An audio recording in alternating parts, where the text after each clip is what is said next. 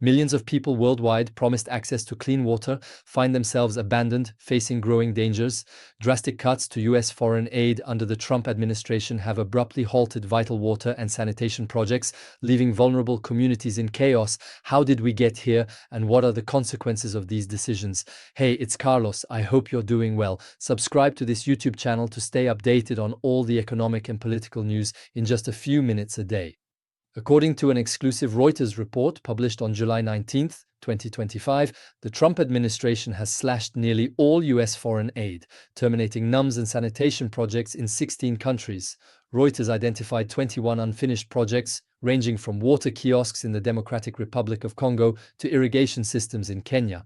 With hundreds of millions of dollars in funding cancelled since January, work has been halted, leaving open trenches, abandoned construction materials, and communities without the promised infrastructure. For example, in Kenya, a $100 million project to provide clean water and irrigation systems to 150,000 people was only 15% complete before work stopped, according to an internal memo from DAI Global LLC, dated May 15, 2025. In Mali, water towers intended for schools and clinics have been abandoned, while in Nepal, over 100 drinking water systems remain on hold, with 6,500 bags of cement left on site. A post on X by Reuters on July 19, 2025, highlights that these cuts directly impact millions of people who relied on these projects for access to clean water and reliable sanitation facilities. The Straits Times and the Economic Times also confirm that these halts create immediate risks, such as worsened flooding in Kenya due to incomplete irrigation channels. The Trump administration justifies these cuts by prioritizing domestic American needs, arguing that the U.S. Agency for International Development, USAID, had strayed from its original mission by funding projects like LGBT rights in Serbia. With an annual budget of $450 million for water projects, these initiatives accounted for a fraction of the $61 billion in U.S. foreign aid distributed last year.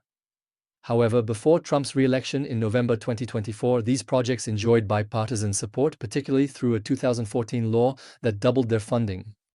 Other sources, such as a First Post article, note that the dissolution of USAID and the transfer of aid management to the State Department have amplified the chaos, with most projects remaining on hold, except for a $6 billion desalination project in Jordan. The Lancet warns of dire humanitarian consequences. These cuts, including food and medical aid, could lead to an additional 14 million deaths by 2030. A July 18, 2025, Reuters report also reveals that 1,100 tons of emergency food rations in Dubai nearly spoiled due to delays in transfer decisions, illustrating chaotic resource management. These decisions align with a broader strategy of reducing federal spending, as evidenced by the cancellation of agricultural programs in the U.S. or tax credits for critical minerals.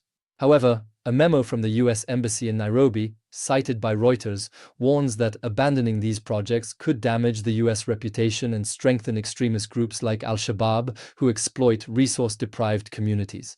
Affected communities, such as in Goma, DRC, where unfinished water kiosks now serve as children's playgrounds, face increased violence with kidnappings and assaults during water searches. In Kenya, open trenches pose safety risks to children and livestock, while $100,000 worth of materials risk looting or degradation. These cuts raise a critical question: can humanitarian aid be sacrificed for national priorities without creating new global risks? Share your thoughts in the comments. Subscribe and like this video to stay updated on the news shaping our world. See you soon.